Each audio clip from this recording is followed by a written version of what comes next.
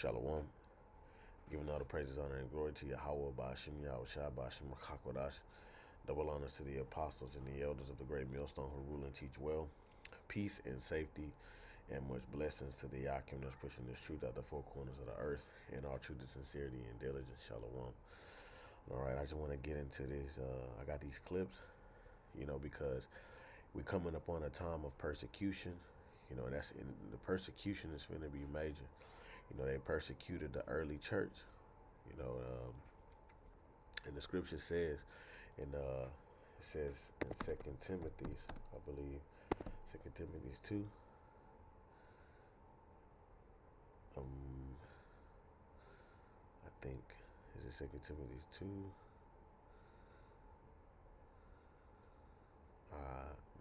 Maybe I'm missing it. Okay, maybe I am. So let me just type this in. Okay, godly suffer. 2 Timothy's 3, Salaki. 2 Timothy's 3:12, it says, yea, all that will live godly in Hamashiach Yahushua shall suffer persecution. So living godly in Hamashiach requires you to confess his name. It requires you to testify against these devils. It requires you to prophesy against these devils. It requires you to chant this kingdom down, chant Esau Edom's rulership down. And, and profess the judgment of Babylon the Great, right? And expose these so-called, ooze in the land, right now, right? To expose them for who they really are, but that requires, this devil rising up against you, which this persecution is going to come about. All right. So if you call yourself an Israelite, even if you are a lukewarm Israelite, you tapped into the videos, or even if you scoffed, you on that list, man. You on that list for them to come down, because 2/3 of our nation, these regular bird brain Israelites that's worrying about, the Diddy case, or caught up in all of this, whatever's distracting, making these jokes all the damn time, or worried about TikTok dances and shit, and that's at the forefront of what they do, and just worried about bull crap. He ain't worried about them. He's worried about those ones that tapped into, who they are. All right. Especially, the men of, the great millstone who, preaching in truth and sincerity, right? That's professing the true names of Yahweh Ba'ashim Yahushua, man, and warning you what the MOTB is. Okay. So you live godly, right? You're going to suffer persecution. So get ready, man. All right. Get ready, because this devil got AI. AI, that's something, like, some of that stuff look real, man. Some of that stuff look real, and he's going to use that. He may have, brother, and I'm gonna start the lesson, but I just want to get this out. He'll have just through his AI, it look like you saying something that you're not doing, something that you come on, you gotta think about this, man. This devil is going to use all his trickery, right? This is why you gotta have wisdom and knowledge and discernment in these times to come. He'll have you looking like you fucking took the chip, man. He'll have it looking like you saying things behind closed doors and all these things, bro. And it'll be, a whole lie, man. You see? But the masses of the people are going to go with what Esau Edom puts out there, especially the grape doctrine. And they'll try to use all of this against us, man. And they're going to play on the emotions of these people, right? So, especially him framing the Israelites. Right, so I'm gonna play a few of these clips, man, and Lord willing, we can get some edification out of it. And like, this happened the other day, so let me just go ahead and play this. A van has exploded in Washington, D.C., setting a black cloud of smoke into the sky. Moments ago in the heart of America's capital, an Amazon van decided to explode, sending smoke into the air. Witnesses say a man was seen exiting the van, only for 30 seconds later it to explode and the man to never be seen again. They also say he was not wearing Amazon driver clothing, making this a likely intentional act of violence inside of D.C. No injuries are reported, but this is such a big blast, this would not have been any Amazon product that decided to go ablaze. Instead, this was a device, an intentional act, maybe used by a sleeper cell, the same type that America said is within the United States and to be on the lookout for. The van right now is extinguished with all the flames put down, and the police are actively searching for the masked man that is on the run. Nobody saw his face, nobody knows where he's from, and this is likely an intentional targeted act in the nation's capital. Comment below what you think this could. So, you know, it was a van that exploded, man, and then he brings it out as this could be a sleeper cell, you know, you got like, and you have to look at how things are shifting, bro. You got to look at how they're, you know, they got, these Muslims out here, you know, they like to, you know, they're gonna place that, you know, with the Israelites, you know, they're gonna put that, you know, they're gonna somehow link that to the Israelites. You see what I'm saying? Because right now you got these Iranians, you know, and he's, you know, what he said, Al Qaeda said we're gonna awaken our sleeper cells, you know, XYZ, and somehow they're gonna link that to the Israelites because we talk about this place being destroyed by thermonuclear fire, and you know, and just a side note, I seen that Putin said that Iran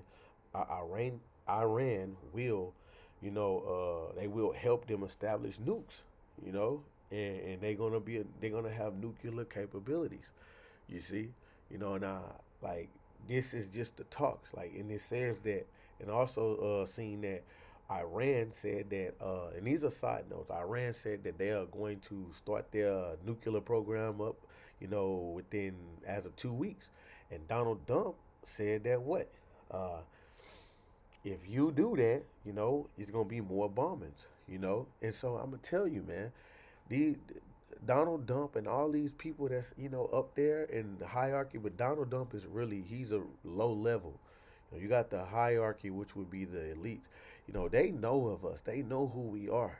They really know who we are. They know where we live. They know where we work. They know what we do, man. They know all these things about us, man. Okay? But like I said, they're gonna link that. They're gonna link these type of acts to terrorists, and you know they're gonna call it terrorist acts, and you know somehow link that to the Israelites, man. You know, to come down in persecution against us, right? Make it like, cause only thing that we're doing, we're not out here, you know, uh, uh, fighting with, you know, like how these Sakari characters. You know, they go out there with swords, and when I say swords, the modern day sword, they go out there with that iron, right? The scripture commands us to be harmless as doves, man. That is Matthew the 10th chapter. This is Matthew 10, and let's see, 16. It says, "Behold, I send you forth as sheep in the midst of wolves. Be ye therefore wise as serpents and harmless as doves." So we are not commanded to come out here in violence. We come out here to strictly to just preach Yahweh Ba'ashem Yahweh Shai. We're not coming out here to scream, yell. We're coming to edify. Only thing we're doing is teaching. But somehow this devil is going to take what we do and link it to terrorists. You know what I'm saying? I'm telling you, they're gonna make it like we're terrorists, right? And this goes into this devil's plan, man, right? He's going to blame the Israelites. And I'm going to give you some history about Donald Trump, right? He knows I call him Donald Trump. So check this out. Look at this. Do this again. To say, you know, a little controversial, but I couldn't care less. We have a lot of bad criminals that came into this country, and they came in stupidly. It was an unforced error. It was an incompetent president that allowed it to happen. It was an auto pen maybe that allowed it to happen, and it did happen. But we also have a lot of bad people that have been here for a long time. People that whack people over the head with a baseball bat from behind when they're not looking and kill them. People that knife you when you're walking down the street. They're not new to our country. They're old to our country. Many of them were born in our country. I think we ought to get them the hell out of here, too. You want to know the truth. So maybe that'll be the next job that we'll work on together. But I think getting them out, you know, we forget about them. We had some bad accidents in New York. They're not accidents. See? He say he basically he wanna deport you Negroes. He wanna he wanna deport you so-called Negroes, man. Cause he wasn't when you think about that, you know what I'm saying? This devil has conditioned society when they talk about violence, somebody being mugged or, knifed down the street or hit with a baseball bat, you automatically think of so called black men. So this is what he's gearing his deportation to is two niggas too, man. While you sitting up there laughing at, the northern tribe, you southern tribes, you don't hey, he about to come down too, man. So, you know, this devil is about to I'm gonna go ahead and pull that precept. This is Revelations 12 and 12. It says, therefore rejoice ye heavens and ye that dwell therein them. Woe to the inhabitants of the earth and of the sea, for the devil is come down unto you having great wrath, because he knoweth that he had but a short time. So they're making all these legislations and passing all these bills like and I'm gonna do a video on that, Lord willing. The big beautiful bill, or the beautiful big bill, and that's gonna affect who? A lot of Jake, man. It's gonna affect a lot of Jake, man. Okay? So you have to see that this devil is going to link all of this, right, to the Israelites, man. Okay? So look at this one. We're going to teach them how to run away from an alligator, okay? If they escape prison, how to run away.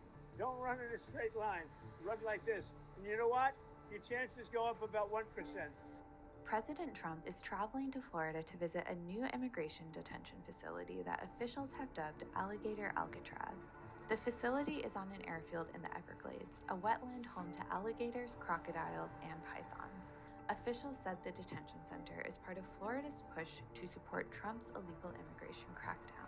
The facility has alarmed environmentalists and human rights advocates who slammed the plan as cruel and inhumane.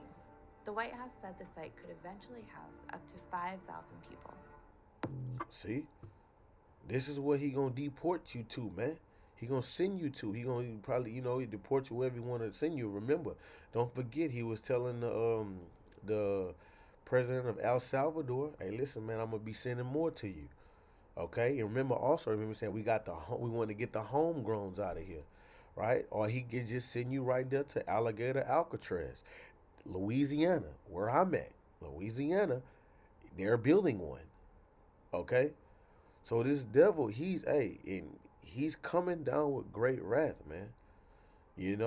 And like I said, he's going to use these things like we just brought out here, certain things like this, to link all of this to the Israelites. Okay? Cast you into these prisons, man. You see? He's going to use this to blame Israelites. Now, we believe through the Spirit that Donald Trump is Nero. Now, look, this is going back to the fire that happened in Rome in 64 AD, So what I'll do is, I read this, so, I'm going to just go down to the point where I'm trying to get at. So this is, let's see. Okay.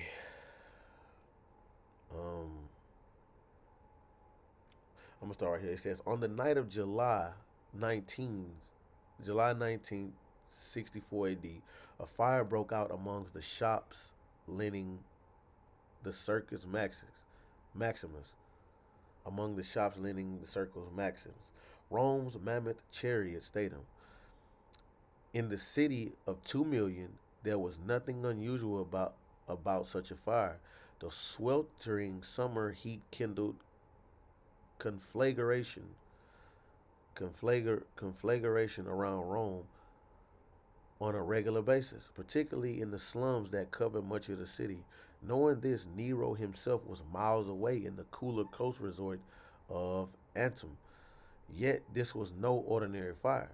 The flames raged for 6 days before coming under control. And see what was funny is that I remember just a side note, all these different places, like I think that happened, I want to say in Hawaii and all those places, what happened in what's going on in Gaza, they destroying these places to build back better. Remember? Just a side note. Then it says the fire reignited and burnt for another 3. Now, the reason why I said that, because when you read up here, it says there was no end to Nero's ambition. One of his greatest plans was to tear down a third of Rome so that he could build an elaborate series of palaces that will be known as Neropolises. The Senate, however, objected ardently to this proposal. Exactly what happened next has remained a mystery for nearly 2000. And then we read, about the fire starting, and we stopped here. That says the flame raged for 6 days before coming under control. Then the fire reignited and burned for another 3. When the smoke cleared, 10 of Rome's 14 districts were in ruins. The 800-year-old Temple of Judah, Sator, and Atrum Vestae, the hearth of the Vestal virgins, were gone. 2/3 of Rome had been destroyed. All this paganism, all these false gods. You see what I'm saying? History has blamed Nero for the disaster, implying that he started the fire so that he could bypass the Senate and rebuild. And that's what a lot, goddamn Donald Trump, he bypassed a lot of, protocols and do what the hell you want to do.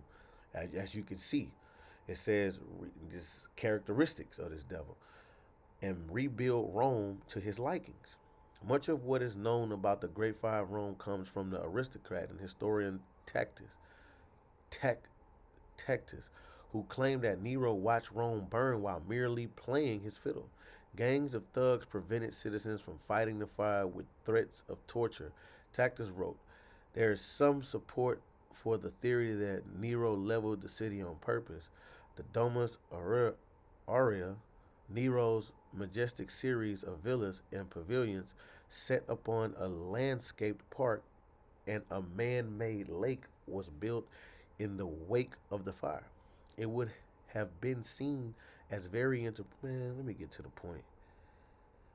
Okay, this is what I wanted to get at. Okay, right here.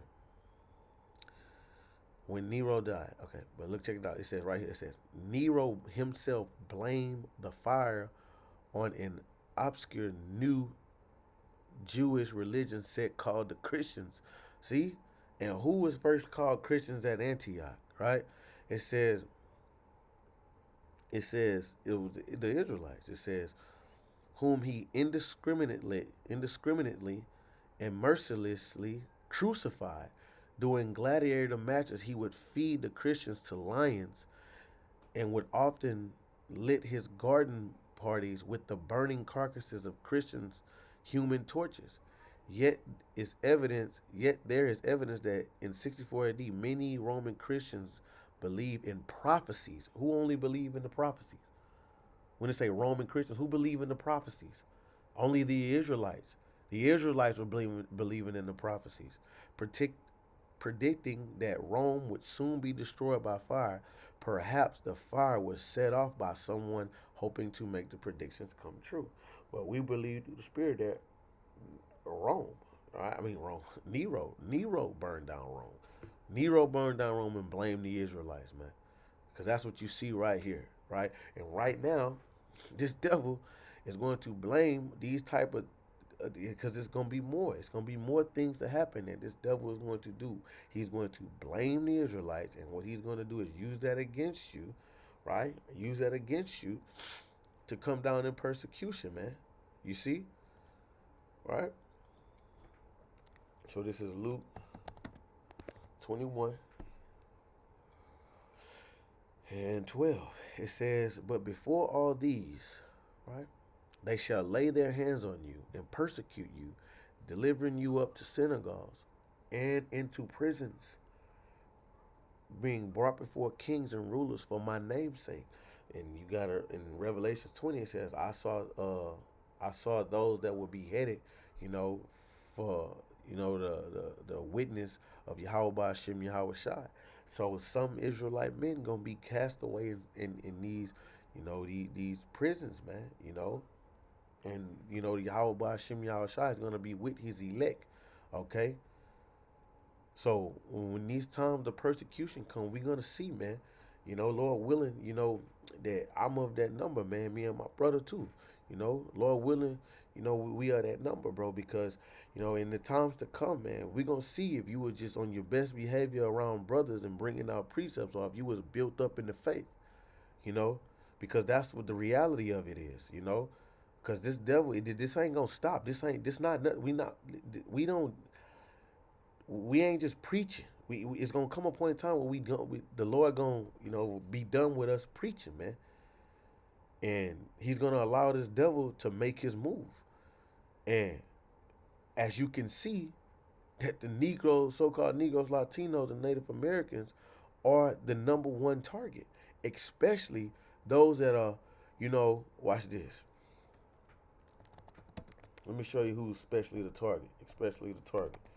Revelations 12 and 17. And the dragon was wroth with the woman. The dragon representing, the Roman Empire, which, goes into a nation of people also, which were you Edomites, right? When you go up in the chapter, you go into King Herod, man, which was an Edomite, man, which was, he was emperor of Rome, right? So look, it says, and the dragon was wroth with the woman, right? Was wroth with the woman, angry with the woman being, representing the nation of Israel, and went to make war with the remnant, right? Went to make war with the remnant of her seed, which keep the commandments of the Most High and have the testimony of Yahweh Shah HaMashiach. And that day and time, in this day and time, that is who? The elect, man. Okay? So we understand that this devil has always been against the nation of Israel, has always came up against the nation of Israel. And here we are today, man, Esau, Edom, in his power structure, right? We being at the end of his kingdom, at the end of a thing, he's going to make war again, with the saints, man. He's going to make war. He's going to come down with great wrath. You see? So when persecution arises, right, we have to be built up on our most holy faith. We have to be, have exercised that muscle of faith, and the walk that you have you been leaning towards, what you can do to get yourself out of the situation that you've dealt with, or the things, whatever you've dealt with, have you leaned upon the Lord? Have you cast your burdens on the Lord, man? Because you ain't gonna have nobody to call on, because this devil's gonna come down with the blessing, his blessing, which is the sword, which he utilizes his sword as, in the technology, right? This is Romans 8 and okay. This is Romans 8 and 35. It says, "Who shall separate us from the love of love of Hamashiach? Shall tribulation, right, or distress, or persecution, or famine, or nakedness, or peril, or sword, right? As it is written, for thy sake." Let me read this in the NLT. Let's see what this sound like in the NLT. This is Romans 8 and 35 in the NLT. "Can anything ever separate us from Hamashiach's love? Does it mean he no longer loves us if we have trouble or calamity?" See, damn, when you go through shit, does that mean that the Lord don't love you? And I'm talking to myself too. Does this mean that the Lord no longer loves you because he put you through these things? No. Real quick, let me get this commentary. Check this out. When you go in the commentary of 2 Corinthians 1 and verse 8, which is this is the Matthew Henry commentary, right? He actually, he do some good commentary, but when it comes down to prophecy, they fail tremendously. It says, what their sufferings, matter of fact, I'll start here. In these verses, the apostle speaks for the encouragement and edification of the Corinthians, and tells them of his persuasion. Let's say that persuasion or steadfast hope that persuasion. I hope I'm saying that right. That they should receive benefits by the troubles he and his companions in labor and travel had met with. That their faith should not be weakened, but their consolations increase. In order to do this, he tells them what their sufferings had been. And this is what verse 8 say. Look, it says like right here, for we would not, brethren, have you ignorant by our troubles. Like, and this is the verse that you see right here. which came to us in Asia, that we were pressed out of our measures above strength, in so much that we despaired even life. So look, check this out. Oh, bruh. Okay. Um, right here. No. Where did it go? Damn.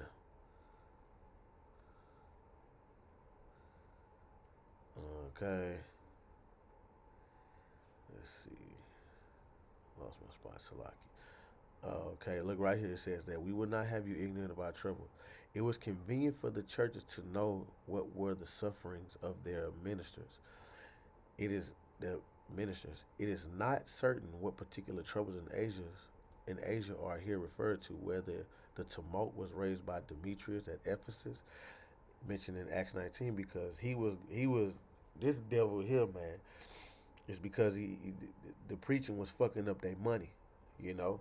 So that's why it was a tumult in Acts 19. It says, or the fight with beasts at Ephesus, mentioned in the former epistle, chapter 15, or some other trouble, or the apostles was in death.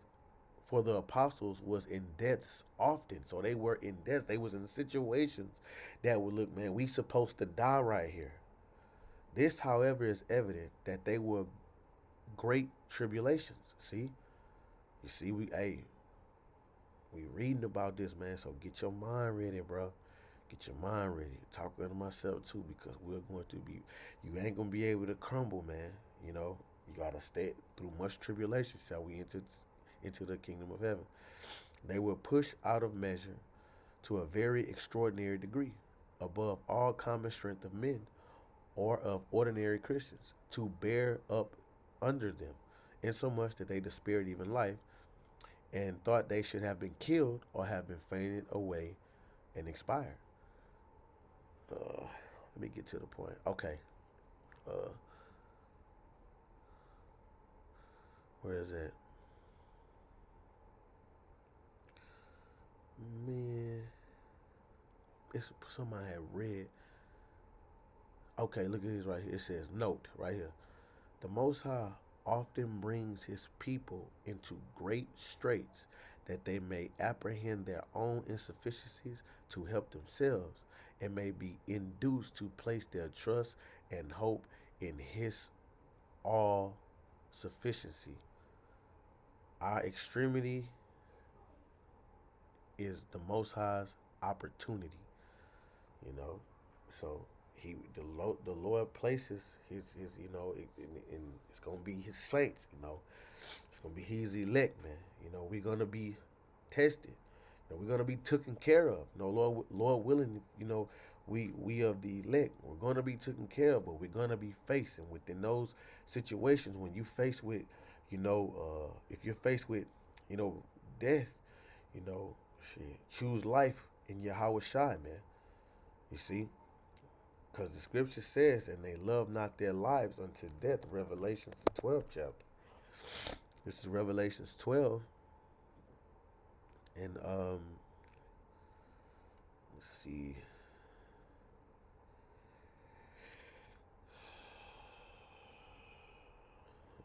Find it. And they love not their lives unto death. And the strength of the kingdom. All right, this is verse 11. And they overcame him by the blood of the Lamb. This is talking about the elect. They overcame him by the blood of the Lamb and by the word of their testimony, and they love not their lives unto death. So the elect is not going to love their lives until the fact that they're faced with death. They denounce the Lord or take the MOTB, which is the radio frequency identification chip, all right, that they're going to want to put in you. You see? This is gonna be, part of the plan for them to, put a, micro C hip up in you, man. That is what, the mark of the beast is, spoken about in Revelations, the 13th chapter. Okay, so going back to 35, can anything ever separate us from Mashiach's love? Does it mean he no longer loves us if we have trouble or calamity? So the fact that we're going to be in a situation, does it mean that the Lord don't love you? No. It's your burden to prove that you love him. I'm going to say that again. Does it mean he no longer loves us if we have trouble or calamity? No. It is your burden to prove that you love him, or are persecuted, or hungry, or destitute, or in danger, or threatened with death. You see?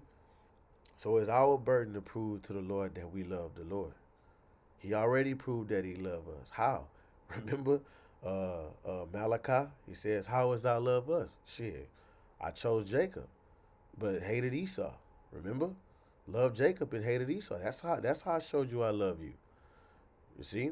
Verse 36, as the scripture said, for your sake we are killed every day, but we are being slaughtered like sheep. All right, but that's I'm gonna keep reading. No, despite all these things, overwhelming victory is ours through Hamashiach, who loved us. The victory has already been written because the elect is going to obtain the victory, man. Okay? I am convinced that nothing can ever separate us from the Most High's love. Neither death, nor life, nor angels, nor demons. Demons can get, demons got to do their job, man. Neither our fears for today, nor our worries about tomorrow. Not even the powers of hell can separate us from the Most High's love. So, we coming into these times of persecution, and Lord willing, you stay firm and locked into Yahweh Ba'Shem Yahushai. Shalom.